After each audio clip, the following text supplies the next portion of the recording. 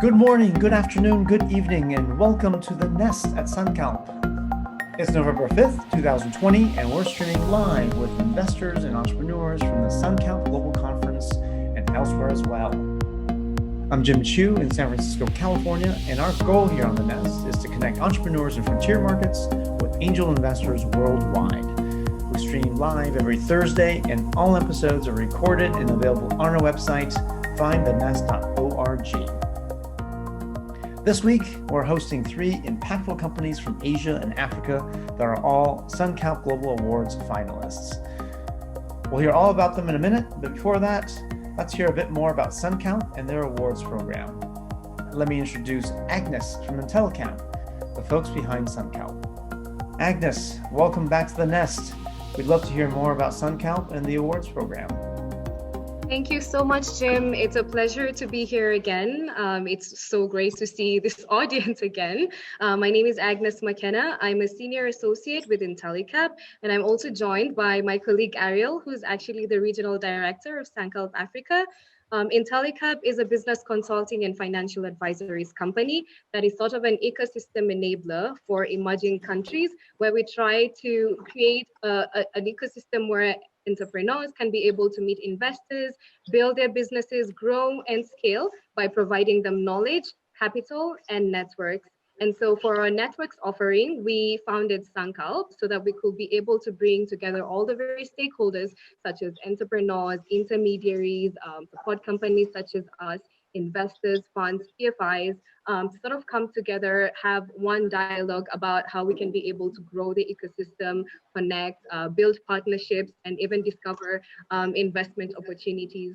Now, based on this impeccable sort of platform and the numbers that we've grown, we decided that we also wanted to showcase some of the region's best enterprises and sort of give them the exposure and opportunity to meet the right investors and partners. And so over the years, we've showcased over hundreds of enterprises from Southeast Asia as well as Africa. We've also been able to facilitate deals and close investments in some of the high impact sectors such as agriculture, financial services, clean energy, and livelihoods. And so once in a while, we get very lucky and get partners such as the Nest, so we can double showcase our enterprises on another platform. And so we're very, very glad to be contributing to this session and having some of the finalists for the Sankalp Awards for the Global Summit this year, also pitching to the audience and sharing more information about their companies. And so again, we're very happy to be here. All the best to our finalists, and I'm looking forward to this really good session. Thank you. Great. Well, very happy to be partnering with you and Sankalp and part of the conference this year. So great. Well, moving on quickly to announcements. So next week on November 12th, we have another session of the Nest in French, featuring a number of companies from Francophone Africa. A week after that, we have the Nest in partnership with Flat 6 Labs in Cairo, our first session focused on Egypt. And Flat 6 Labs, as you may know, is a fabulous accelerator in Egypt. And the week after that, on the 26th, we will have another session of Nestcast Live. Once again, Nestcast Live features various topics about investing and entrepreneurship in Africa. Last month, we spoke about whether the VC model was the right model for Africa. And upcoming episode, we hope to talk about electric vehicles in Africa and many other sessions as well. So please join us same time every week on Thursdays at 8 a.m. Pacific time, and that's a new time for Standard Time, but it remains the same for Africa, which is 5 p.m. West Africa time and 7 p.m. East Africa time. All right, well, great. Moving on then to technical tips. Let's see if I can do this without, there we go. Technical tips. We do want to hear from you. We want to keep this an interactive session. So please introduce yourself, use that chat box and ask questions. We want to hear your feedback. At the same time, if you're not speaking, please mute yourself. As you may have already experienced in other sessions, it's never fun to hear other people talking when you want to hear the person who is really presenting. So please put yourselves on mute when you can. And with that, I'd like to pass it over to the angels and do a quick intro from the three angels we have today. Eric, would you like to kick it off? Happy to. Sorry, just had to switch off mute. No worries. So I'm Eric. I'm based in Boston, Massachusetts. My background is I was an early employee at Wayfair, which was a online furniture retailer in the US. I joined them just hired to answer telephones in a 10-person company. And after 12 years, I left as a senior vice president of sales and marketing with them as a public company with a few thousand employees.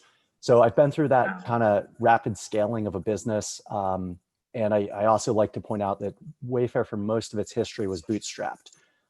It was not really a VC-driven company. So I take that, despite now being an angel and effectively a VC, I still always try to push companies to figure out, like, I encourage them to focus on your customer, focus on your business, don't focus on being the most attractive to VCs, because at the end of the day, to build something enduring, you need to worry about the actual customers. I've been active as an angel in sub-Saharan Africa and in the US for the past 3 years. I focus on climate, and I also really like trying to get engaged in markets that are less connected than others. So I try to go, find overlooked opportunities. But and what would some of those overlooked markets be, as an example? So I try to do what I can in Madagascar, for example. It's just somewhere that doesn't have a lot of VC traction, and Francophone Africa has its own set of language challenges that cut it off from a lot of the US investment market. So that would be an example, and just other geographies similar. Zambia also. Keep trying to figure out how to make Zimbabwe work. So wherever other people aren't, I'm trying to do what I can, bearing in mind, also trying to make a profit. Well, impressive background and impressive story. And I'm really glad to hear that you're targeting some of the overlooked markets, very much needed. And welcome back. This is your second nest, I believe. Great. Yeah, that's wonderful. And over to you, Sarah.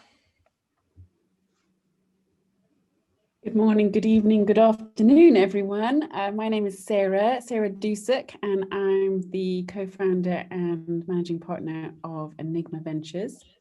And just like Eric, we also specialize in sub-Saharan Africa, but we have a passion for investing in women, and particularly African women. And not dissimilar from Eric, I also bootstrapped my own company in the US for the last decade. And grew it from zero to being worth over $100 million, and sold it in 2018. And since then, we have been pioneering, trying to encourage, empower, and connect with female entrepreneurs across the continent. Great. Again, an inspiring story with your business in the US. And you're now based in Cape Town, is that right? I am based in Cape Town, yes. I've been very privileged to be locked down in Africa for the last 6 months. And I've been very, very thankful.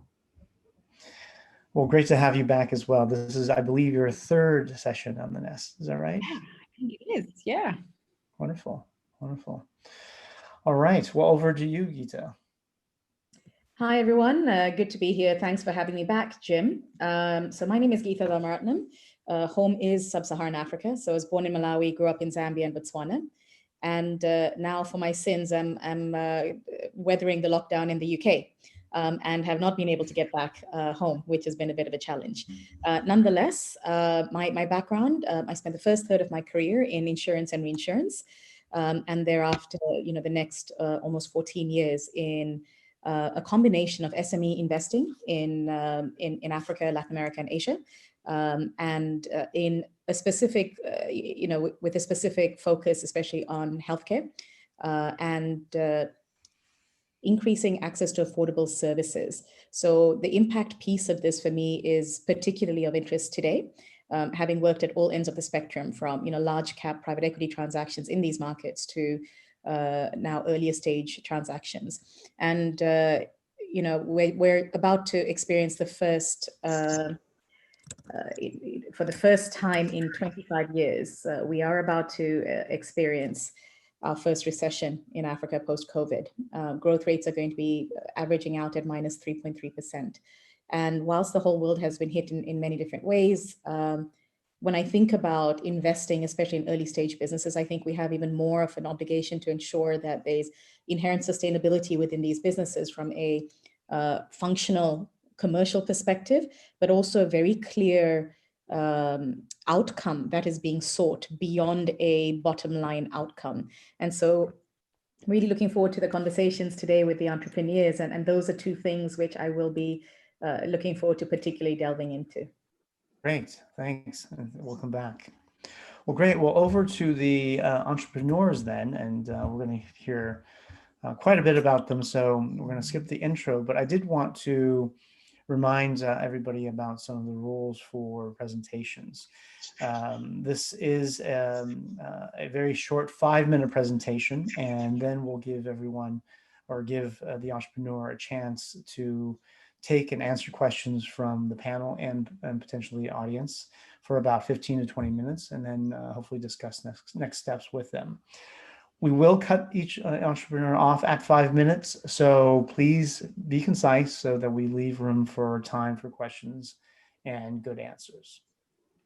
So with that, I'd like to pass it over to Sarah, who's going to kick us off on the first presentation.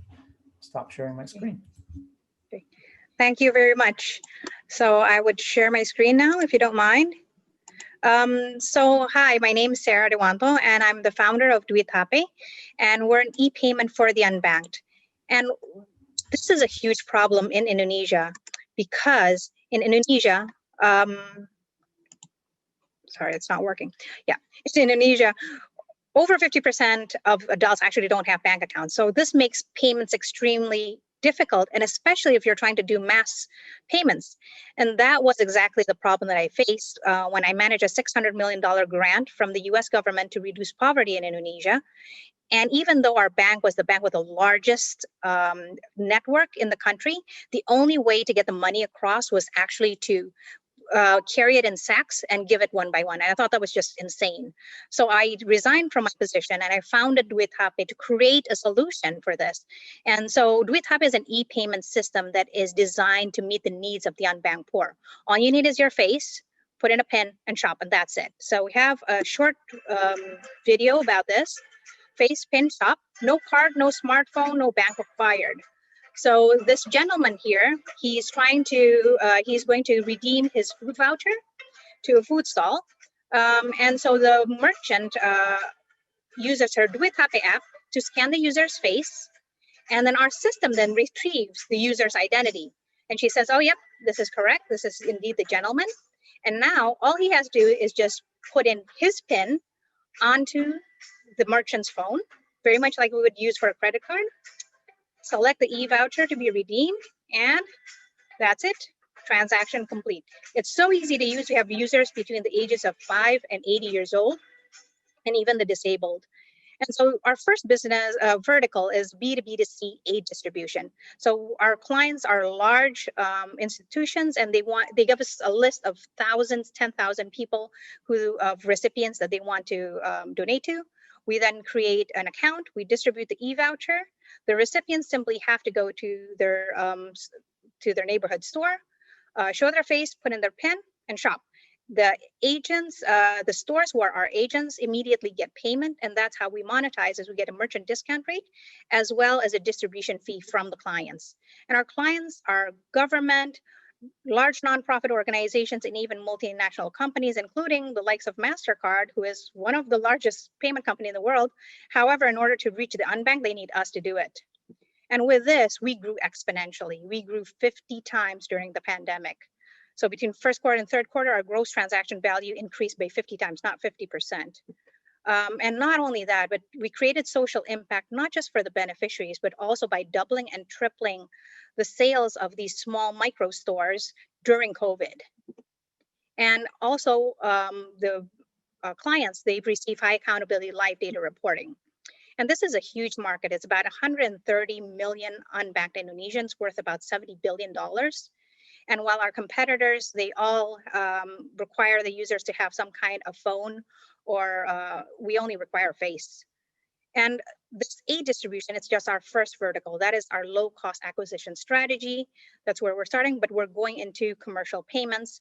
And because right now there's a lot of companies that are paying their suppliers, their unbanked suppliers, like smallholder farmers or their payroll, the payroll for their low level employees, everything's in cash. And now we're able, with us, they would be able to do everything digitally. And the big thing is also our third vertical, which is data play, because before everything's in cash, there's no information about it. But with us, now we can harness this very valuable data in order to help the unbanked. And we have a very strong and experienced team. The C-level has between 16 to 20 years of experience in our relevant fields. And thank you, Sankalp. We were just awarded the Sankalp Global winner for the financial inclusion. And right now we are opening a fundraising of $500,000, which we are closing this month because we've already closed 350, but there's still a window of about $150,000 that we hope that you would be able to join. But then we're not just looking for investors, but then also potential clients and collaborators, organizations, companies, or governments that are actually facing difficulty in making last mile payments. We would love to work with you. So thank you very much. Great, impressive results on your business, and also great timing on your presentation as well. Over to the angels. I'm sure you have a lot of questions. I'll jump in if no one is. Please go ahead. The biggest, sorry. Can you talk about the process to onboard new client partners, and what's the most common reason that goes awry? So we actually work with a client. So we're very much like a bank, where we don't determine who gets to be paid. And so our clients know who they want to be paid, and usually they would already be working with them, and they would use our application to register their recipients, put in their face, put in their names, and so that is actually already done at the client site. So far, I mean, it's been working very, very well. Also with the facial recognition, it's also been working very well. I think the only time where it didn't quite match was when a lady had her eyebrows tattooed, but facial hair and everything has been fine. So yeah, we've been quite fortunate that way. And for signing up like a new USAID type partner. Okay. So for that client, so it does help that I did work in nonprofit as well as profit before. And so I do have a lot of network and relationships. I have over 20 years of experience in both for-profit and nonprofit, and pretty good network here in Indonesia. And hopefully we're also getting a lot of, we have our investors include USAID, ADB Ventures as well. And so we have a lot of support in that area as well. Oh, and UNCDF. Got it. Thanks. Thank you very much. Sarah, do you want to go? Yeah, excellent presentation, Sarah. Very well done. And huge congratulations on all that you've done already. What an extraordinary vision. I have looked, I can't tell you how many pitches I've heard for banking the unbanked and serving the underserved in this way, but this is totally new and really interesting. Tell me, I've got numerous questions. Tell me how your users get their vouchers. So obviously they have to have a voucher to take to a store or take somewhere. So how does that process work? They don't need to. Signing up. It's so no, they don't need, the voucher is within our system. So all they have to do is show their face, and our system then matches and verifies, okay, it's this person. And they would have a list of vouchers, what they have. If they had 10 vouchers, they used 5 of them, then they would only have 5 left. So everything's kept within the system. Yeah. Got it. So the USAID or whoever's making the grant would have their face and have their name, and it would go into your system. Okay, that's interesting. Interesting. Talk me through your unit economics and help me understand how you, I know you talked very briefly about your margin and how you make money, but talk me through how that scales and how you become profitable. Right now, it's for payments. We have a 2%, about a 2% margin on our gross transaction value. And so right now, our gross transaction value is already we've gone beyond $2 million. But for payment, the key is the value of the transactions. That's why our North Star metric is gross transaction values. And so with aid, it has been, it's expanding, but then what we need is recurring. And that is why we're going for the commercial payments, because even for a smaller number of people, if you get all of their payroll there and it's going to be recurring every single month, it's going to be a much larger number. And we know that this is currently a problem for a lot of companies as well, because they would have like 2,000 workers that they would actually have to pay in cash every Friday, for example. There's also a lot of loans, micro loans, which are very much hindered just by the ability to make payments. And then so we charge both on the merchant side as well as on the client side as well. And so that's how we'd be going. Yep. Okay, and the merchant side is how much? The client side was 2%, right? The merchant side was how much? 3%. 3%. So you're making 5% per transaction. Yeah, right? Approximately. I mean, it's a little bit different sometimes.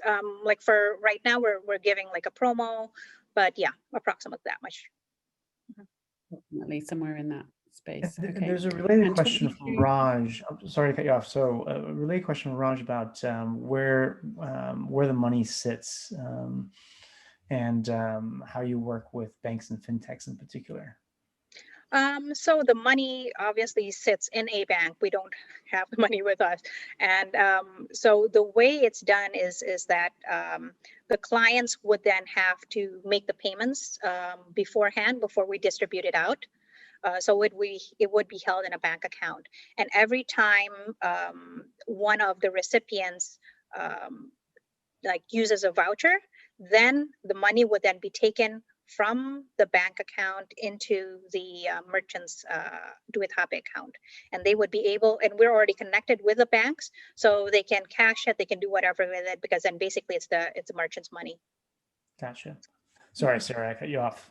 Go ahead. No, my last question, it was a good question. My last question, Sarah, was to ask about the use of the funds. What's your strategy for deploying those, and what's your expected growth or return on those funds? Yes, well, I mean, with the fintech, obviously, a lot of it is in the development of our IT systems. So 39% will be used for that. We also have our sales team costs. But the great thing about since COVID is that we've been doing everything online. We've been doing this from the comfort of our own homes, and now we're in like remote Sulawesi and in Lombok and in islands. There's 17,000 islands in Indonesia, by the way. And we've been doing everything remotely, because what COVID did is actually it opened up all of these opportunities. And that's why we were able to grow so big with a small team. But we still do need a team to actually educate the merchants and be able to do all of this. And right now our headquarters is about 27% of the cost, but that would be much, much smaller going forward. The other big problem, which is very connected with this problem, is not just making payments to individuals, but individuals being able to make repayments for microloans, for example. Exactly. And that's already in our vertical as well, because it's for making, right now it's receiving, but then it's also for making payments, because we're thinking is like, they don't have any access to any kind of accounts now. Their opportunities are very limited, but then if they can receive digital payment, then suddenly there's this whiz kid in some kind of village that is actually a very good programmer. Now they would actually be able to gain a career out of this, when before, if they couldn't receive payment, then it's just a hobby. So this opens up, expands so much in terms of economic growth. And I think it's just the key that we need to unlock. Yeah, I think it's brilliant. Let you. Geetha get a word in edgeways. Thanks, Sarah. Hi, Geetha.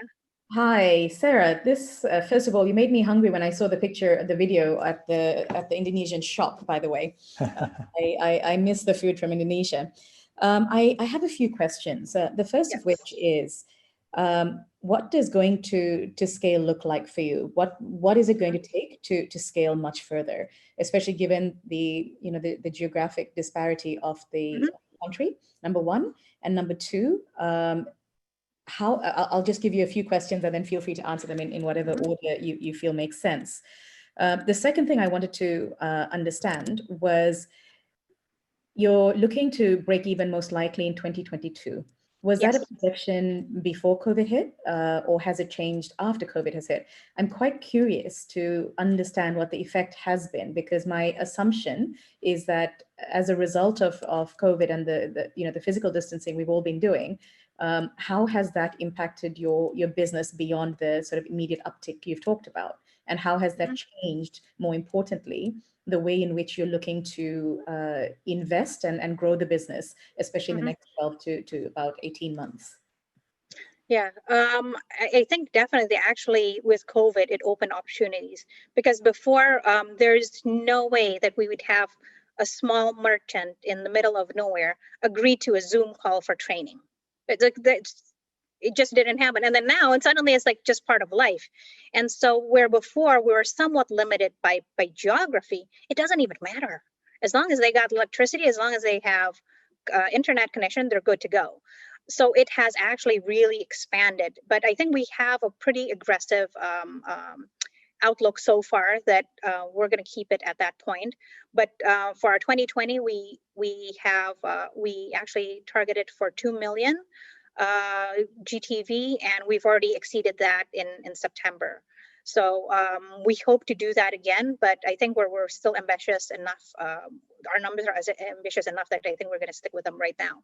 And in terms of how we're going to expand, we're keeping the B2B2C approach. So whether right now it's nonprofit organizations doing donations, but it doesn't really matter. We're working also with companies, and we're going in several areas that have a relatively high density, but then have that need to have digital payment. So we would start with like factories and plantations in several areas. So for next year, we have, there's going to be one in North Sumatra, and then there's another project that we're going to have in I think West Java.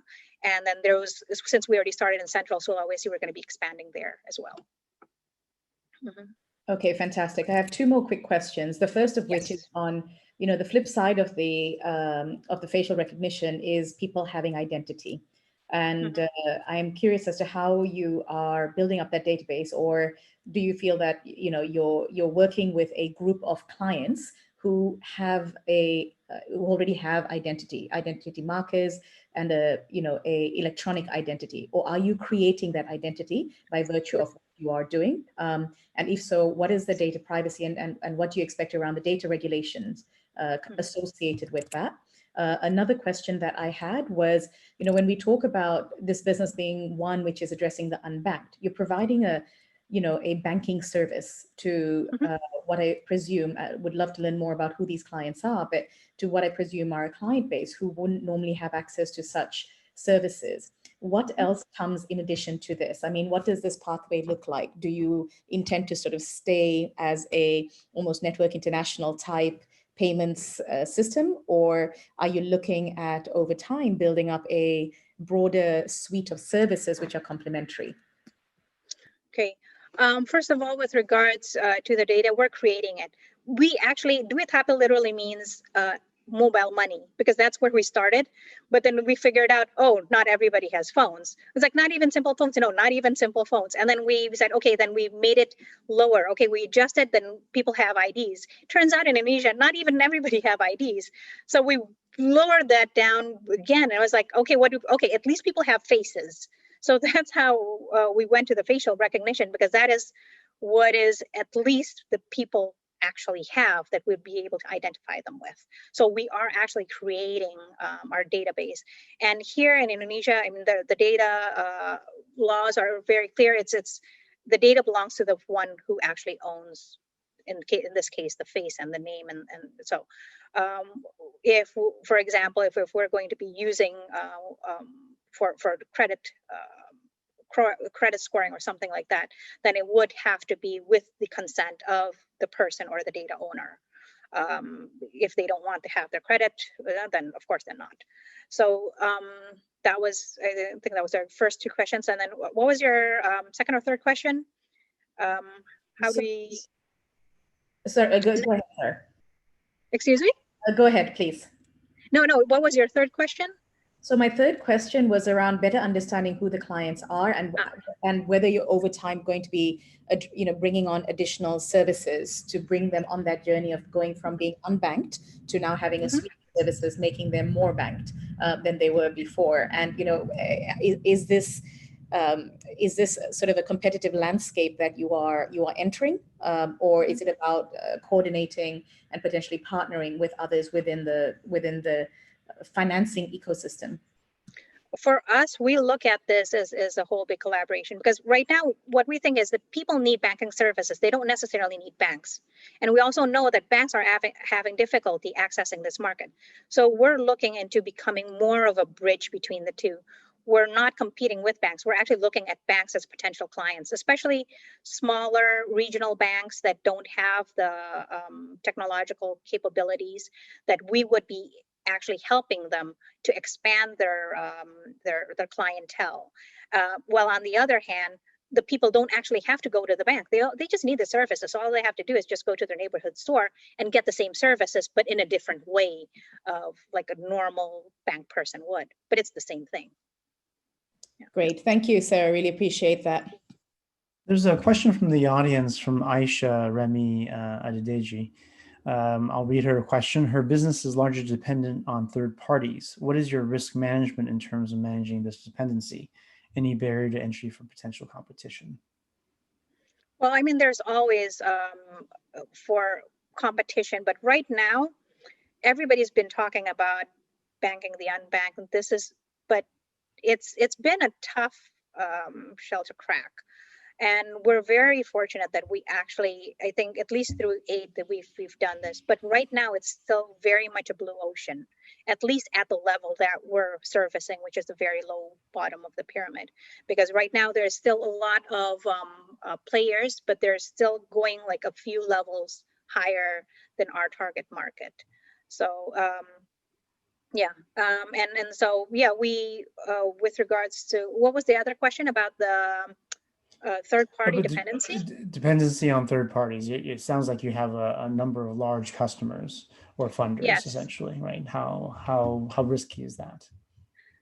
But that's exactly why, I mean, for nonprofit, there's several organizations, but that's why we're expanding also to for-profit, because every single company has some, I mean, there's thousands, hundreds of thousands of companies in Indonesia. And if half of Indonesians don't have bank accounts, the ones who are targeting that, every single one of them has this exact same problem. Even like distributors, huge distributors, let's say Unilever, you know how they collect money from their retail stores? They have people going around in motorcycles with bags and collecting money one by one.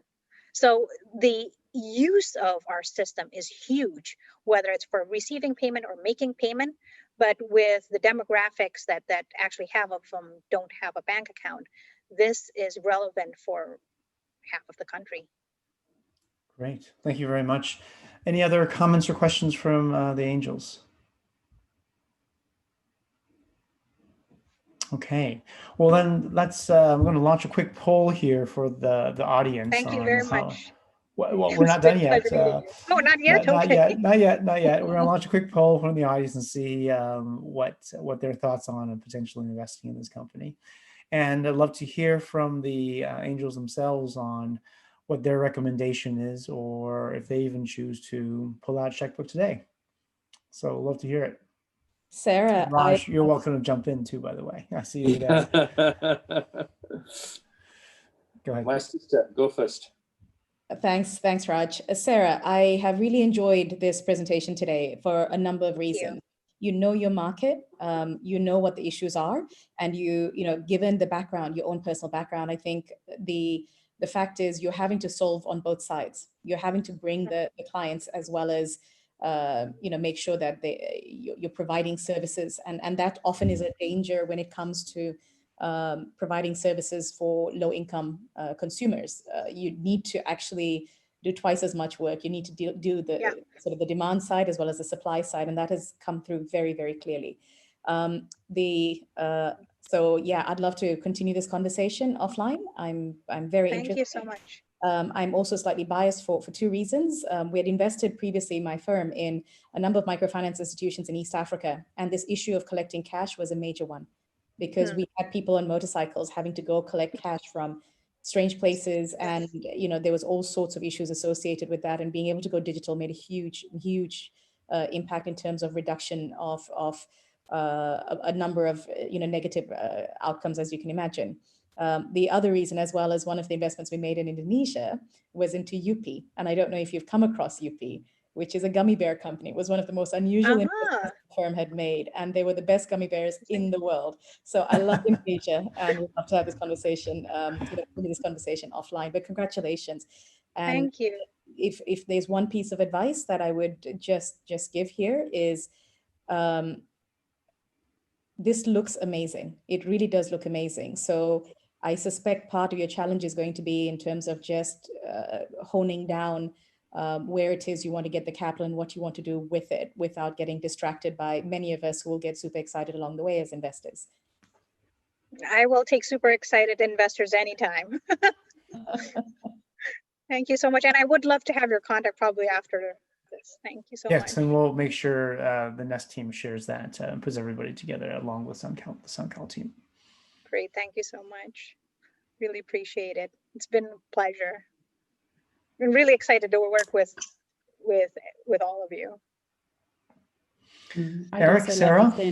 Sarah? You're a little early for me, but I think this has so many use cases, and I'd love to stay in touch and follow your development and see how we can assist as you progress, and particularly as you get some more track records around more use cases. That would be super fascinating for me to see. But you are obviously incredibly impressive and incredibly backable. So I'd love to stay in touch. Thank you very much. Thanks, likewise.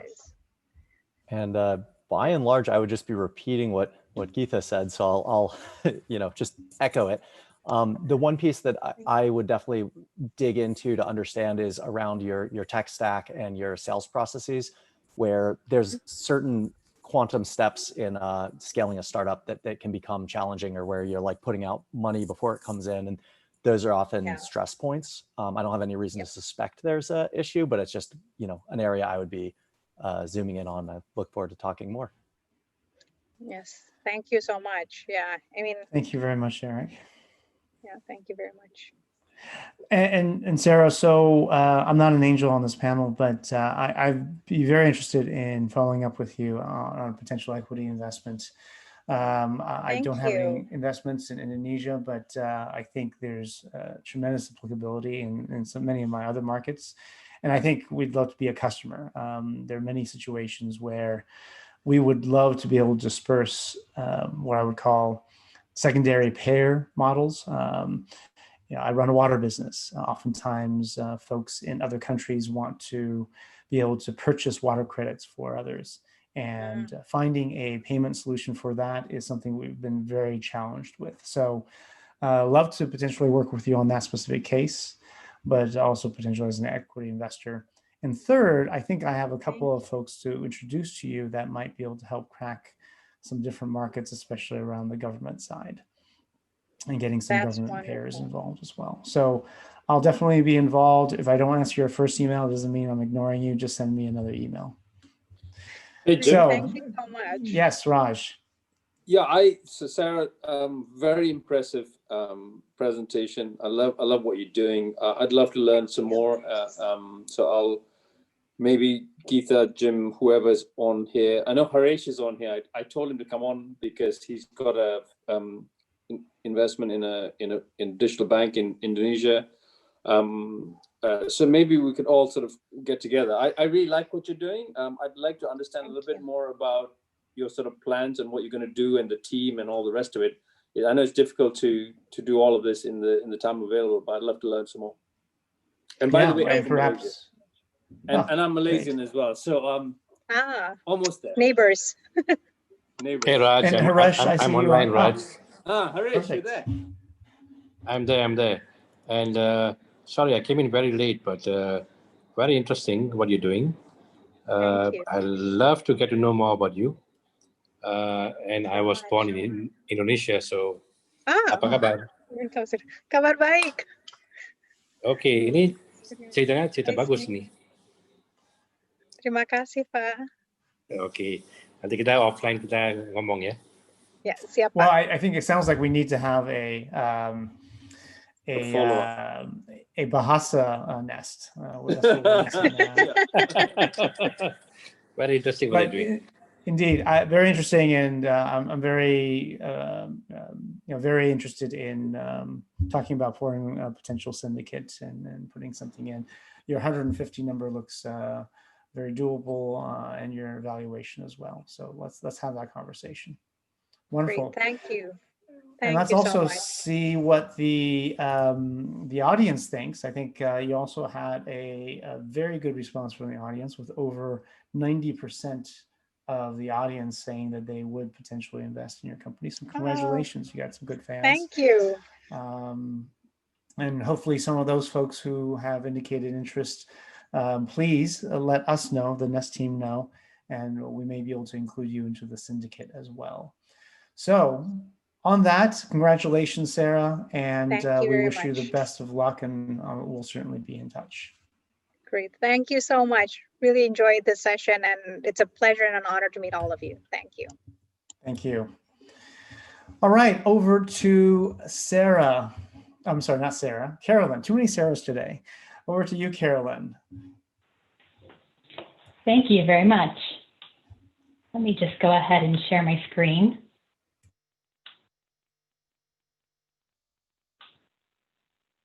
Is that coming through clearly? Yes, Great. it is. Thank you. I'm Carolyn Urena, CEO and co-founder of Sisu Global. 100 million units of blood each year are missing. And so when a clinician reaches for that blood bag, it often isn't there. And this means that life-saving surgeries across OBGYN, orthopedic, and general surgery are unable to be performed simply due to lack of blood. But there is a solution, even a better solution than donor blood, and that's to use a patient's own blood to save them. This is possible through a process called autotransfusion, or the process of using a patient's own blood from internal bleeding and retransfusing them back to them in the same surgery. And at Sisu Global, we're taking this concept of autotransfusion globally with our patented device, HemoFuse. HemoFuse can operate anywhere there is a surgeon, whether that's a large hospital in an emerging market to a combat zone. Simply, during surgery, it can be assembled in less than 5 minutes, and with a pull and push of a handle, transfer blood from where it's pooled internally, filter it, and transfer it to a blood bag to be retransfused in that same surgery. So across different types of surgeries, anything that has internal bleeding of clean blood that's pooled internally. And as we compare this to what already exists, current devices are designed for markets that have blood. They're expensive, they're overcomplicated, they take 30 minutes to set up, and really are not suitable for those markets that don't have blood, being emerging markets, military, or even veterinary.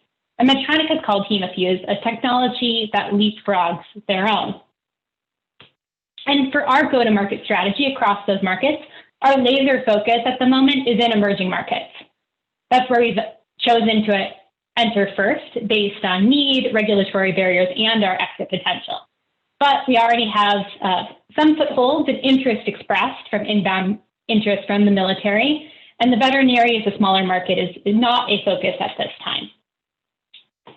We've already established a commercial minimum viable product, selling our product within Kenya and reach in the broader African market on just $3.5 million of investment, including from investors like Steve Case's Revolution's Rise with their seed fund. We have achieved $876,000 of revenue. And for those of you that know medical devices, you know this is a pretty momentous accomplishment based on this amount of capital invested. And you can see the recognition we've received on the right, including from the First Lady of Kenya. In terms of our business model, we sell in a pack of one device that's reusable and 25 filter and accessory kits to wholesale distributors, and end up at a to-hospital price that's similar to the cost of donor blood. We have partnerships like the largest medical device and pharmaceutical distributor in Kenya for sales, and our marketing and training partner is AMREF, which is the largest Africa-based international NGO. Our go-to-market strategy within emerging economies is first, we have our commercial MVP within Kenya. We are expanding next into individual countries for expansion. We already have discussions underway and even have launched a successful pilot in some of the top hospitals within Ghana. And step 3 is regional expansion into these additional geographies. And within those different regions, you can see of our expansion, within the next 5 years, we expect to reach 6,000 hospitals out of 220,000 possible facilities across these geographies. And this translates to $63 million in revenue and impacting 600,000 lives, where you can see within our existing geographies, there's that linear scale of revenue, and how we increase that revenue further is adding on different geographies through these distributor and marketing and training partners through that model we have established. We have a talented, tenacious team. I've run companies in the US and India and was named Forbes 30 under 30. My co-founder, Jillian, previously launched a medical device design firm for Ghana. And our COO, Saju, has over 20 years of senior management background running global companies. We also have an established team with offices in both Baltimore in the US and in Nairobi, Kenya. And we've just added a new, very impressive key opinion leader to lead our training operations in Ghana, and also added a really key individual as our director of international sales just this last month. So you can expect that our sales will be increasing very rapidly from here on out. We've accomplished a lot in terms of on a very little amount of financing for medical devices, and gained established traction across markets.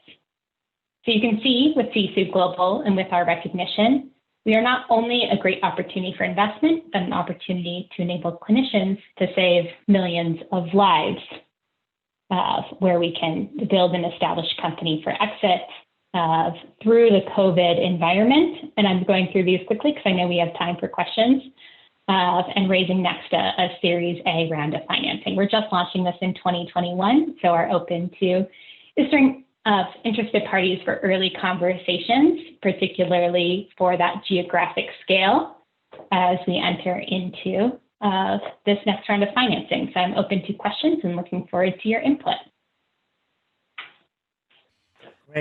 Great timing on that presentation, Carolyn. Thanks for that.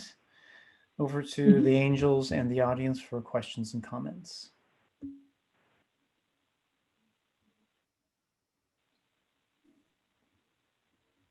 Hi, Carolyn. This looks really interesting. I have two quick questions. The first of which is, what are the hospitals in Ghana that you've partnered with, number one? And number two, could you talk a bit about the specifics of the training and in partnership you have with AMREF, and where it's, what it's covering? Is it only Kenya? Just a little bit more detail around that would be welcomed. Right, absolutely. So jumping straight into the hospitals within Ghana. So we have partnered, we did actually a project, an impact project and brought some revenue with USAID to Tana General Hospital, Korlebu Teaching Hospital, and Kompo Noche Teaching Hospital. We have some long-standing relationships, and in the first 3 months of the pilot, we actually saw exponential growth in the uses of hemofuse over that time, with majority of uses noting the partnership with USAID being in ruptured ectopic pregnancy. Secondly, for the specifics of the partnership with AMREF, so any country we enter into, we look at a combination of two things we require for success. So one being the typical sales channel of we are a for-profit medical device company with like we have with Surgipharm, and then marketing and training, like that partnership we have with AMREF, has been successful within Kenya. So in partnering with them, so they have dedicated team members focused on the hemofuse product and supporting that, both at a individual hospital level up to more of a government scale as well. And we are in discussions to expand that partnership beyond Kenya, but that has been the launching point. So our expansion of partnership is sort of triggered by some distributor deals that are in negotiation, as we need both of those partners. Okay, great. Thank you. I had one more question, actually. Could you explain a little bit the biology of this? So effectively, you're reusing blood that is otherwise being lost. Is there any treatment? Is there any filtering? What's happening before the blood is sort of put back in? As you will know, one of the largest causes of death in Africa is actually road accidents. And so something we all worry about, frankly, is if you're in a road accident, it's often a BYOB situation. You bring your own blood. And in many countries of the continent.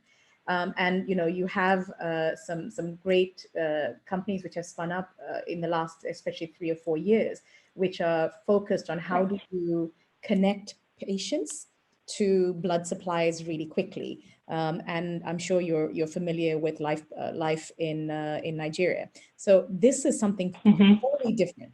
And I'm just trying to understand sort of the use of this, just to better be able to unlock in my own head how I see this fitting in terms of other clients' hospitals, other clients' governments. You've worked with a combination. Is the client a healthcare NGO? I'm trying to understand that better and would appreciate your help in getting there.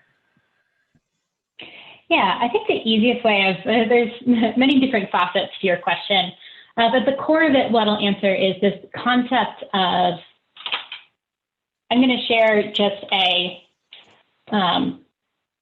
quick demonstration of the product, but I actually need to, I think, stop my screen share and. We don't need to be in a road accident, do we? That might not be. No. So it's for use of blood that's pooled internally.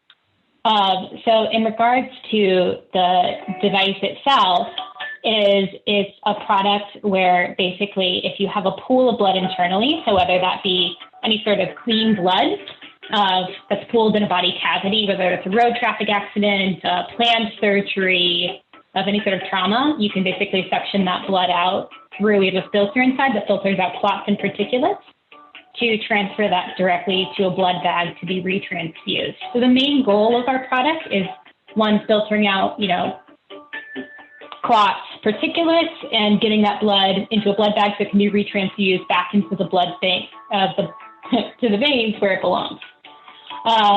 And so for that, this is a concept that has been around since World War I, has been around for a long time, that you can salvage and recycle patients' own blood. And it is something that even Johns Hopkins University has shown is better than banked blood. It reduces recovery time in hospitals. There's no risk of disease transfer, no risk of rejection. But we do need to make sure for the use of our product, that it's clean blood. So anything that is pooled internally that you don't want to retransfuse, or a amniotic fluid or of heavy bacterial contamination, you don't want to capture the blood and retransfuse it. So we have been used across general surgeries, ruptured spleen, abdominal aneurysm, and just any broad variety of cases, this just being a couple of examples here.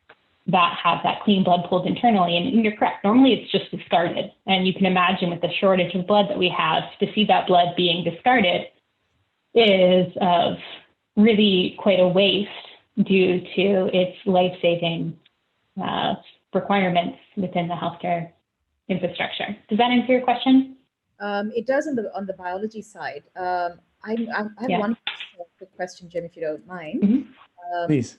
Mm-hmm. Carolyn, given your first slide talked about a significant global market, why did you choose Africa first to try this, and and what did you mean by the military? Which military are you talking about? Yeah, absolutely. So we chose, as I noted earlier, within a couple of our key different markets that Hemofuse is suitable for. We chose emerging markets for a couple of reasons. So one is in terms of our devices best suited, although there are many components, is places that don't have blood right now are best suited for our product. It has the greatest adoption rates, it has the highest needs. Emerging markets have greater rates of trauma incidence. There's more rates of open surgery rather than laparoscopic surgeries where Hemofuse is used in its current configuration. And from a business standpoint, it makes the most sense. It is the largest, most effective market. Second is looking at from an exit value as well. We've been having relationships and ongoing conversations with the top medical device companies that are looking at the growth of the medical device market in emerging economies is growing much faster than within the United States, and they're trying to tackle that in different ways. So we have regular sit-downs with very high-up individuals across Medtronic and GE. We even have the Chief Medical Officer of Humanetics that makes a U.S. version of auto transfusion device that I've showcased in my slides on our advisory board. So in terms of market fit, of growth potential, high need, and exit value, that's all of why we chose emerging markets. Africa in particular is based on a combination of regulatory. We can work directly with regulatory bodies without going through the US FDA first. We still have to follow the same standards in terms of testing and requirements. We spent a lot of many years actually of testing before even touching our first patient to make sure that we can collaborate so that our device is safe within that environment. For example, the US, we are in the military, we're doing a single-use product, whereas we have a reusable product in our market. So that is just a couple of the reasons, but we did a very systematic assessment, including on the market side and what creates the most valuable organization and has the best need and best fit. Thanks very much.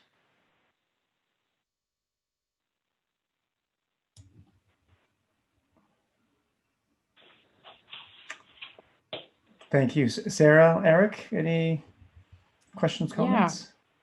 Yeah.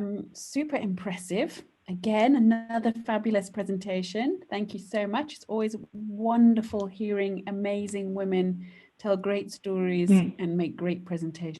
So thank you. I was going to ask you about your margin on your product. So talk to me about where your product's being manufactured and your margin on each product that you sell. Yes. So there's some information, and I'm going to walk through here, and some information I will follow up directly with you as well, just in a private message. So we have, right now we sell Hemofuse on we sell 2 wholesale distributors, and those wholesale distributors sell to the hospital at $200 per surgery. So the device itself is majority manufactured in the United States. The assembly actually happens here in Baltimore, Maryland. And there is substantial room to also reduce our cost of goods sold. But we do have solid margins on the product, as does our distribution partner, to go down the supply chain to still get the end price that is similar to the cost of donor blood, and even saving money when you consider the cost overall of blood, that you can capture multiple units, and the fact that you can increase the amount of surgeries and the efficiency of the hospital and reduce hospital recovery time for the patient, as well known with auto transfusion. Do you have any idea yet what your cost of customer acquisition is looking like? Yeah, it does vary per market. So in terms of our cost per customer acquisition. So depending on whether that's Kenya, for example, that is a little bit less familiar with the blood recycling or auto transfusion process versus, say, Ghana, where the largest teaching hospitals do a kind of manual scooping technique to sometimes perform auto transfusion that's trained because there's just such a gap of technology there. We found that the customer acquisition cost within, on an individual hospital level, say within Ghana, is essentially the cost of doing about 2 trainings at that hospital, those of which typically cost, depending on time of clinician, staff, everything else, that's averaged that out to a couple $1,000. And our cost of acquisition within Kenya, typically, there's a cost of acquisition, and the cost of activation of that hospital is about 3 times the cost of acquisition within Ghana. Interesting. So that's also sort of can guide you as you think about growing as well, isn't it? In terms of where you can grow the fastest. When you skip to the end and you talked about growing to $64 million of revenue over the next 5 years, what's always helpful for investors to see is what you think your EBITDA might be at that point. So, because we're interested in how much money are we going to make? That's the bottom line. Obviously, we care hugely about making an impact because otherwise we wouldn't be looking at emerging market stuff. But all investors are interested in how do we make money by investing. So the revenue is great. Yeah. EBITDA is an even better number for us to wrap our brains around than revenue, typically. Yes. And I think exit valuation as well, being particularly key, is something we are looking at for. We usually look, if we can have an EBITDA number, we make our own guesstimates around valuation then. Okay. Yeah, and so we are looking at both, of course, typical for medical devices, 10x EBITDA, and about 3x revenue in terms of returns. And so I'd be happy to share those numbers directly with you as well. Great. Awesome. Thank you. So EBITDA and margins, I will follow up with. So I'm curious about the competitive landscape. You referenced the idea's been around since World War II, but also obviously, you have patents on elements of it. Can you talk about what the IP is, what the risk is of competitors? Who else is out there? Yeah. So I'm going to break down the competition into 3 segments. Well, more than that, we've already talked about delivery solutions that Geetha, I believe, brought up.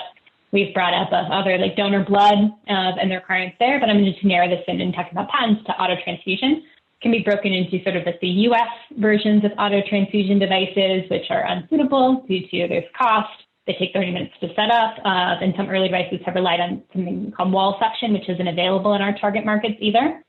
There's jury rig solutions. Even Doctors Without Borders trains their clinicians on using a 5 milliliter tiny syringe to do auto transfusion, or even kind of manual methods. And then there's hemofuse, really of combining the safety and effectiveness of what's being done with these kind of US European auto transfusion devices with the simplicity and innovation of what's being done kind of through jury rigged solutions, which in a healthcare environment, you can imagine pose a number of challenges. But if I move into our patents, so we have patent families maintained and kept open.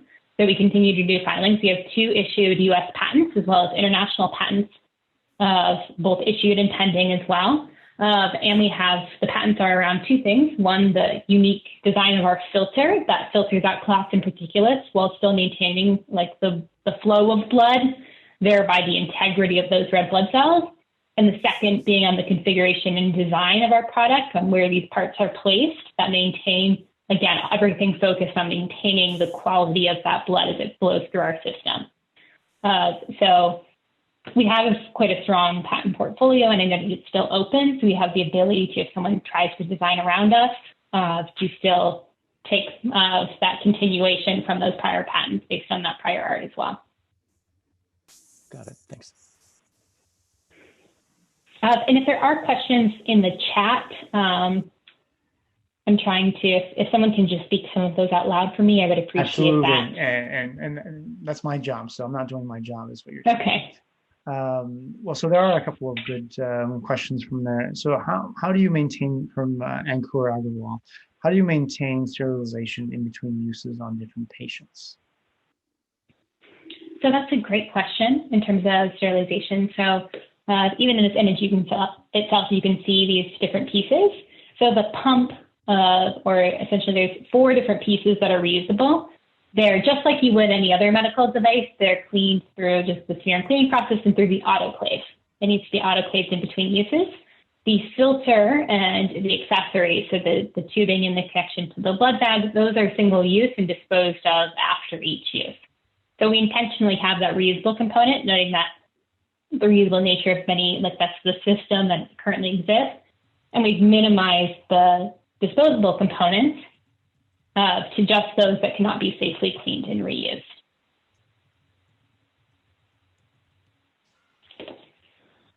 Gotcha. Ankur, did that answer your question? If you have follow-ups, feel free to ask them even with your voice if you like. Another one is, in the markets that you tested the product in, what were the clinicians' perception of the device? Sorry, what was the what perception? Clinicians' perception of the device. Definitely. So we've had extremely favorable feedback for our product. And we're actually even launching a campaign on it, but you can see, I'd be happy to share links with anyone who's interested, or kind of you can see on our social media as well. We've gotten recognition from the testimonials of our product from the State House of Kenya, just featured the device. We've gotten kind of high profile from the First Lady of Kenya, has also bought and donated the product to a local hospital through the Beyond Zero program. And you can see just a couple of the quotes here, but basically, as clinicians have been extremely supportive of how hemofuse and the possibilities it has to save lives. And I've even seen directly myself in surgery of cases where that some of, very high level referral hospitals within Kenya, and I've been there myself, of normally would take them 8 hours to find 1 unit of O negative blood. And instead they were able to grab hemofuse off the shelf, use it immediately. And the main feedback there was, why don't more people know about this? So the importance of it in saving lives. So across the board, very favorable responses in regards to hemofuse. That's great. No, thank you for that. And I'd like to, for the interest of time, I'd like to move on to asking the angels about their feedback and potential for investment. And I'm going to do the same thing for the rest of the audience as well. Anybody like to start? Geetha, Eric, Sarah? Happy to start. Carolyn, you have, this business is an area which is of particular interest to me, but I'm still not fully clear on how the business model is going to work, especially within the continent. Because I feel like the demand is really high in terms of the ultimate patients and what they're looking for. I haven't quite figured out how the chain gets financed through to that final consumer. So I've just got some questions around that. So, I think this looks interesting, definitely. But I would love to have a conversation beyond this, but I'm not quite there in terms of understanding sort of the full route to market and being able to unlock that very large number that you mentioned at the beginning, which I think was about $5 billion. I can better understand this in in the context of the US or even European countries, but knowing Kenya and Ghana, I'm struggling a little bit, but not taking away from the fact there's an ultimate demand, definitely, for the benefit of this product. Thank you for that. And I'd love to follow up and dive into those numbers and details with you. Great, thank you. Eric, Sarah? I look forward to exploring more numbers. I like numbers, so. Yes, yeah, me too. We are in some negotiations underway, so noting this is publicly posted, I'm more than happy to share them in a one-on-one conversation. For my part, this is pretty well outside my wheelhouse, but it sounds really appealing. I have on the side quickly texted a Doxter friend of mine to get their thoughts on it. So I'll be talking to her later and learning more. I'm interested in staying engaged and figuring out if this is something that can work. I also might play a little earlier stage than normal. So there's a couple barriers on that, but it again sounds really cool, and I would love to be able to help if it makes sense. Thank you for that. Great, I'd be thank you happy for to also that. send the 2-minute video to you too, so that you can pass that on and get that direct feedback from the in-surgery view. Well, great. Well, thank you very much for the feedback from the angels. And from the public audience, we have close to 80% of the audience indicating interest in investment. So congratulations, strong showing there as well. Congratulations. And thank you very much for a wonderful presentation, Carolyn, and the best of luck with this round. I know you're right in the middle of it. Thank you for that. It was an honor to speak to everyone, and very much a pleasure to be here. Great. Good luck. Thanks. And now Thank you. over to our third and final presentation from Arun. Are you there? Yes, Jim. Thank you very much. Hello, everyone. I'm Arun, founder of Janitri. We are based in Bangalore, India. Janitri is working with a vision to see a world where no mother and baby dies during pregnancy, delivery, and post-delivery. So we are a medtech startup in maternal and child healthcare. So more than 2 million newborn and 250,000 mothers actually die during the labor phase, and more than 99% of these deaths are happening in developing countries like India and Africa. Before I started Janitri, I traveled to more than 100 hospitals to figure out these issues, and what I actually figured out during the labor phase in the hospital.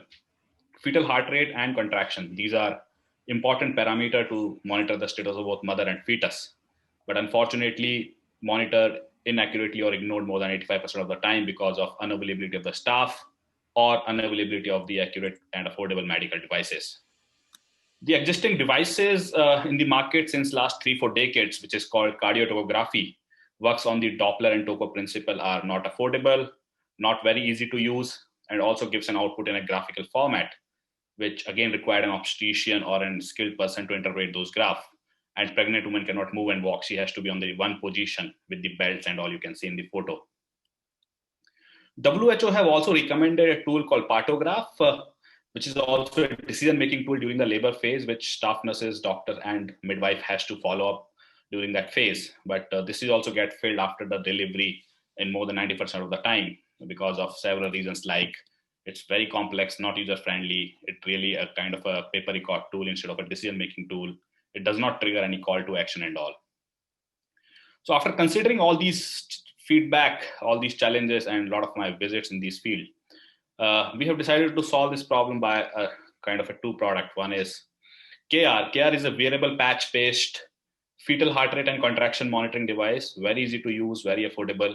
It is a patch which can be placed on the abdomen of a pregnant woman during the labor phase, and it monitors fetal heart rate, contraction, and maternal heart rate. KR communicates wirelessly with our mobile application, Daksh, which is kind of a paperless labor monitoring app, gives an automated alert based on these protocol, generates WHO Partograph, and also gives alert based on our algorithms. The doctor and obstetrician can see the data remotely wherever they are and can take action. We have been in India deployed these devices in more than 100 hospitals. More than 30,000 pregnancies has been monitored. Most of these hospitals were in a tier 2 or tier 3 cities. More than 2,000 pregnant women has been referred during the labor phase based on the alerts given by our devices.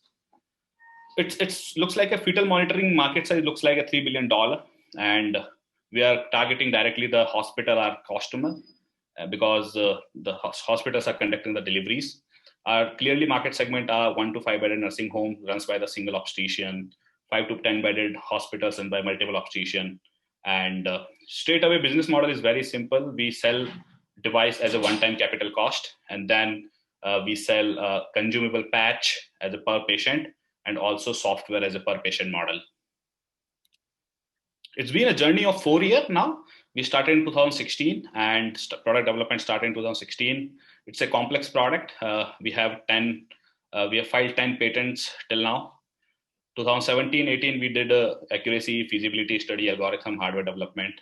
Last financial year, we did a paid pilots usability study and deployed the products in each and every kind of a hospital, like corporate, middle level, and small level nursing home. This year, we have utilized to incorporate all those paid pilot feedback into our final ready to market product, including the regulatory aspect of it, like C compliance, pre-compliance, ISO 13485, etc. We are targeting around $150,000 revenue by March 21. That's how our financial year works in India. And then approximately 2 million revenue in next financial year. In last financial year, we had around 30,000 USD. And overall, it looks like around 50,000 USD in the last 3 years where we've done the paid pilots. We are a very strong team. I come from the biomedical background, and this team who take care of our software, hardware, algorithm, because it's purely tech product, and regulatory aspect and business development side. And everybody have some sort of an ESOPs or share. So these are a strong team looks like. We have a very, very strong medical advisory board come from the different background, like corporate hospital, government, small level nursing home. And these are 20+ year experience of obstetrician working in India. And they have very strong support in terms of technology and easy to use product here. We able to raise funding from different grant plus equity from partners like Bill and Melinda Gates, Government of India. And we raised an equity earlier this year from one of the impact investor. And we have been able to onboard multiple partners from India, which are prestigious hospital like Narayana Health, AIIMS Delhi, Wish Foundation and all. And they are our partner and users as well. At the moment, what we are looking is a 500K of bridge round and as a convertible note. So our last valuation was around $2 million. Thank you. Open for question. Thank you very much, and thanks for doing it on time. Over to the investors. Sarah, Eric, Geetha.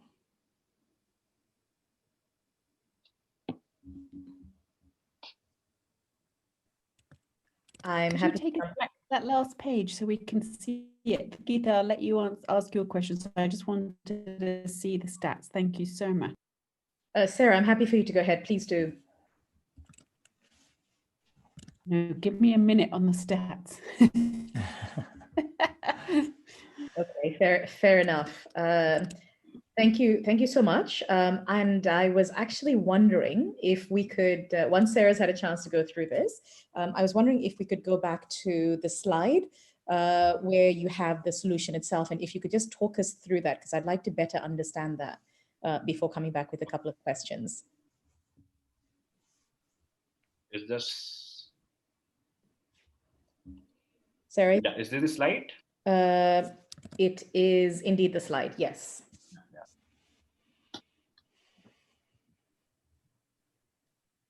Okay, so Sarah, I hope you had enough time on that final slide to take a look at that. If you don't mind, just talking me through this. So you're making money off of the recurring revenue is coming from the consumable. Is that correct? And is it also coming from the continued access to the mobile application and the dashboard? Yes. So both for consumable and from the software. Okay. And what are the costs associated with each of these pieces of solutions I'm seeing on the screen right now?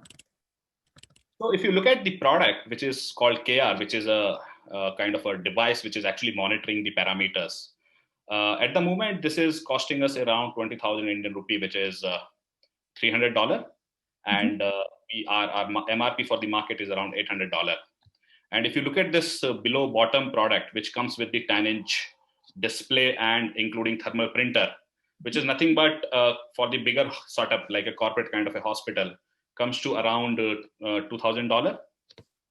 And the consumable patch, which in the market, it's $3 for the MRP, and it's getting for us around $1.50 manufacturing cost. And the access to the mobile application? So this is software which we are giving in around $3 per patient. Okay. And what about maintenance of KR Pro? Is that part of what you build into the costs? You're talking about the accessories? With KR Pro, yes, and the monitoring device itself. If something breaks down there, who fixes it? So if you look at this KR Pro, which is nothing but the accessories which we have taken from the market, for example, if you look at this display, this is nothing but a standard 10-inch tablet. If you look at this printer, this is a standard 10-inch, it's a standard thermal printer. And we actually take care of that in terms of servicing or anything happens.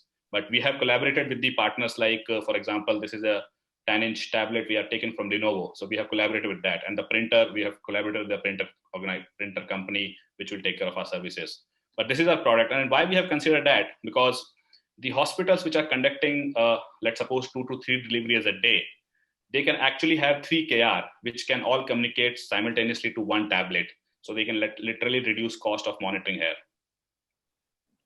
Okay. What's the maximum number of sort of women who can be monitored with one of the KR Pros? 3. So we have considered that number as a 3 because we also want to make sure that the user experience and the kind of an effort, the comfort of the staff nurse and midwife remain same. But what we have done is, if you look at this dashboard, so the tablet is sending the data directly to our server, and that data can access to our dashboard. So let's suppose if there is a hospital and they are conducting more than 10 or 20 deliveries a day, so they can open the browser on the computer and they can see 10 deliveries simultaneously on this dashboard. Okay, I'm with you. And one last question is, in terms of the cost that is incurred per patient, how does this compare to the alternative solutions that are out there right now, including the WHO recommended partograph? So, for example, at the moment, the product which are in the market, either this, but you will not find this in most of the hospital, at least in developing countries, because it comes to more than $3,000, and it's really not easy to use because it works on the Doppler and Toko principle. But this is for continuous monitoring. But what you can find is, if you look at this left image, so she's actually having this fetal Doppler, placing the Doppler on the abdomen and just looking at the fetal heart rate value, which is just starting from actually $30 and goes up to $100, $250. At the same time, if you look at the right-hand side, the staff nurse is actually placing their hand on abdomen, standing there for 10 minutes and counting how many contractions are coming and duration of each contraction. Here, the most of these hospitals do not have these big devices. So that is our target market. Okay, thank you very much. Can you talk a little bit about your rollout plan? Like, you know, you're in the MVP to deployment stage and regulatory. What are the timelines associated with that? So we have almost achieved our ready to market product, which we have already started doing the commercialization from this month. And the ISO 13485, which is the regulatory for us, we have already done with the stage 1. Stage 2 is happening in the 3rd week of November. And further, we'll be going for the CE mark, which again will take around 4 to 6 months.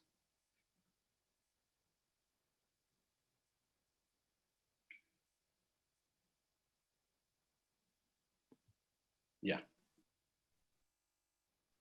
Great. And Sarah, I know you haven't, maybe we can return back to the metrics page and answer some of your questions there.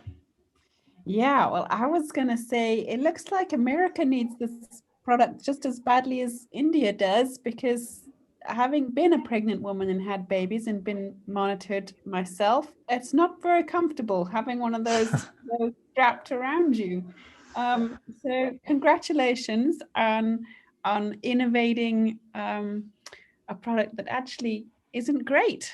So I think your market is probably larger than just the emerging world, for sure. But really, really fantastic to see a product, potentially world-class product like this coming out of India. So that's super exciting. Thank you. Help me understand. Again, the things that interest me are the same kind of questions I asked Carolyn, really. We're trying to get my hands around potential margin, potential cost of acquisition of your customer, how difficult you think it will be to sell to hospitals, what your sales strategy will be. That's sort of the level of the detail that always sort of really interests me. Yeah, in terms of margin, if you look, so at the moment, our cost for the customer is 3x of the cost of our manufacturer. So if we are getting X, then we are selling in a 3x, and that is the minimum which we are selling. You can say what we are taking in terms of strategy for the business development and sales now. So we are based in Bangalore, and it's sort of a South India. It comes in Karnataka, and also we are keeping 1 or 2 states direct sales to us, so it can help us in learning in terms of direct sales to the hospital in terms of overall process. But in other areas, like if you look at the West India, which is a more denser population in terms of obstetrician and in terms of capacity of paying, so which is nearby Mumbai, Ahmedabad, and the MP. So there we will be working with the distributor. So we are in the phase of identifying and freezing these distributors who already are selling the medical devices to the OBGYN, obstetrician, and they will be having some sort of a 15 to 20% on revenue. Great. I love that idea of using a distribution network to be able to not have to sell your product for yourself, but use an established network is great, because your speed to market can be a whole lot faster. Do you have access to distributors already that you're in conversations with? Yes, we already have, and we are in a phase where they have actually taken our kind of a demo product, and they are getting confident on it. So we are in that phase. Yeah, great. And what are you expecting to do sort of revenue-wise in your first year now, when you're actually selling your product? What are you expecting to do in terms of revenue?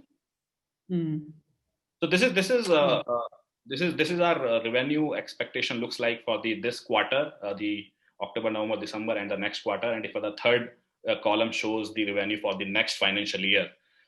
So by March 21st, we are expecting almost around 150,000 USD coming from the device and patches. And what we are actually looking is, what we are doing an experiment is, because I don't know, this might be a behavior, because at least in emerging market, the hospital or doctor really do not want to pay for the software. So we are just doing an experiment where we might consider the software cost including a patch. So that's what I have just considered the patch cost here. And then in the next financial year, we are considering that sort of revenue. Yeah, I think that's a great idea. I think being able to offer the software for free, or some kind of there's some kind of upside that gives them something that feels like they're getting something for nothing, is great. One of the metrics that stood out to me that was a bit eye-watering was the idea of $4 per patient. And I personally hate software packages where you have to buy per user. I know it's very normal, but in this particular case use, and you've got women coming in and out, it would be normal that you'd have a static number of users that would be the same, but you wouldn't have that in this case. So I don't know if that price structure works brilliantly well. So that was sort of it was a flag in my head, but it may work better than I'm imagining it does. Yeah, why we are considering that, because this product is specifically going to work for the labor monitoring, which is typically kind of a 24 hours to a 48 hours of scenario, and which is like a one sort of a transaction. You pay that $4 one time. You pay like a one-time fee for every user that you had. Yeah. Okay. So every hospital have their own sort of a package for that delivery, and starts from, at least in India, in $300 goes to up to $1,000 or $2,000, depending on the type of a hospital and city. So they can definitely consider that, and it comes directly to the patient ultimately.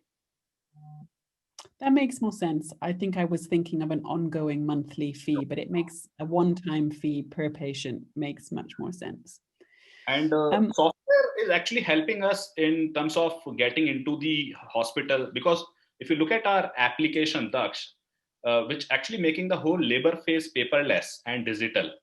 And this is one of the strategies which we are taking. Is it's helping us in entering into the hospital without the devices as well, which we can just do it by directly sitting in Bangalore. We can give the digital demo. We can onboard any hospital digitally by providing the remote training and all. And then slowly we can pitch, okay, now the KR can also interact with the software, and your fetal heart rate can happen continuously if you have KR. And then, the disposable of KR can also go in. It's a fantastic problem that you are seeking to solve. And this is particularly an area where this device probably was very in need of an upgrade. So well done.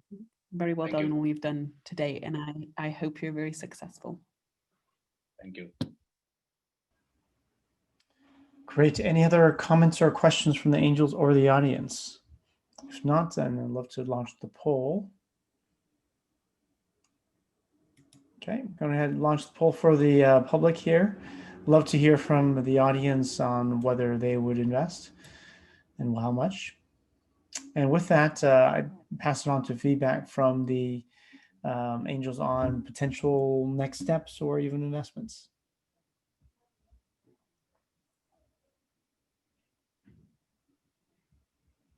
It is out of my remit, unfortunately, but I do love it, and I do think it's got huge, huge potential, for sure. Great, thank you, Sarah. And if you know of any investors that might be a good fit, please let us know. We'll put them in touch as well. Geetha? Jim, I think this is really interesting. We know the numbers around the loss of life associated with childbirth they remain unacceptably high. I don't know if it will ever be acceptable, but definitely it's unacceptably high. We're clear on that. And so, the team have done something very interesting here, and I'd love to sort of monitor it over a longer period of time. But this may be something a couple of people I know may be interested in. So happy to make a connect on that side. In terms of the proof points, I noticed that you've already tried this out with, I think, 140 hospitals. So, as we take this conversation forward, I really appreciate at least one more conversation if you all can spare the time. I'd love to better understand what the feedback has been with those 140 hospitals and what the difference would be in terms of where they're paying for these products versus where they're testing the products. Great. Yeah. So, and just as a follow-up question for you, Geetha, obviously you're going to have a further conversation, but what additional things do you think you need to see from your fund's perspective to move forward with a potential investment? It's coming back to, Jim, I really like to go into the operations to better understand how this product or service is being delivered, because in my view, it is frankly quite easy to work through the numbers and come to an impression very quickly. And where the challenge is with the business and what it's doing on a day-to-day basis in terms of, are they creating a product which is going to be used? So some of the questions that I have are very much associated with the operational elements of this. For example, is this addressing a lot more than just being alerted if the baby is in distress or the mother is in distress? There's a whole element, especially in healthcare, of behavioral outcomes which need to be associated, especially with the product. And that's something I'd better like to understand how that's being driven here. The other thing as well is hospitals often, and I'm not saying that's the case here, but hospitals often in South Asia, in Africa, two areas I've done a fair bout in healthcare investing, are littered with devices, absolutely littered with devices. Problem number one is maintenance of these devices when something goes wrong. Problem number two is having these devices remain integrated in the care that is provided to the patients. And so these are some of the things which I'm sure this team have thought through, but I haven't fully understood what the answers to those are. And that's something that I would look to better understand. I hope that answers the question you've asked. Thank you very much. It does, for me at least. And for me, this is entirely outside my knowledge base. So I don't have any direct point of view on it. I don't know. There's a lot I don't know. I do actually have a few people I want to ping and see if they'd be interested in it. So if we can follow up after this, and you can send me a deck and I can reach out, and that spans from, you know, very for-profit to nonprofit individuals. So I'm interested in you know, passing this along and seeing if there's momentum from others. Great. Thank you very much for that, Eric, and for the offer to make introductions. It's very, very helpful. And then I'd love to talk a little bit about the results from the audience. We see that over 80% have expressed some interest in being involved. So congratulations for a good public reaction as well. And with that, I wish you the best of luck, Arun. We're going to put everybody in touch, and hopefully Geetha and Eric, you guys can continue the discussion with Arun on closing his round. Thank you very much, Arun, and for a great presentation and great answers. Thank you. And with that, that's it for this week. I want to thank everyone again for being involved, the angels and the entrepreneurs, for presenting great opportunities here. And also want to remind everybody of future sessions next week with a Francophone Nest next week. And please note the time. It is a little bit earlier than usual, at 3 p.m. West Africa time, 5 p.m. East Africa time. And the week after, a session with the Flat Six Labs focusing on Egyptian North African companies. And the week after that, on the 26th of November, Nestcast Live, where we will talk about a topic related to entrepreneurship and investing. So with that, I want to thank everybody again, all the audience, for participating, and we hope to see you next week. Thanks, everybody. Thank you.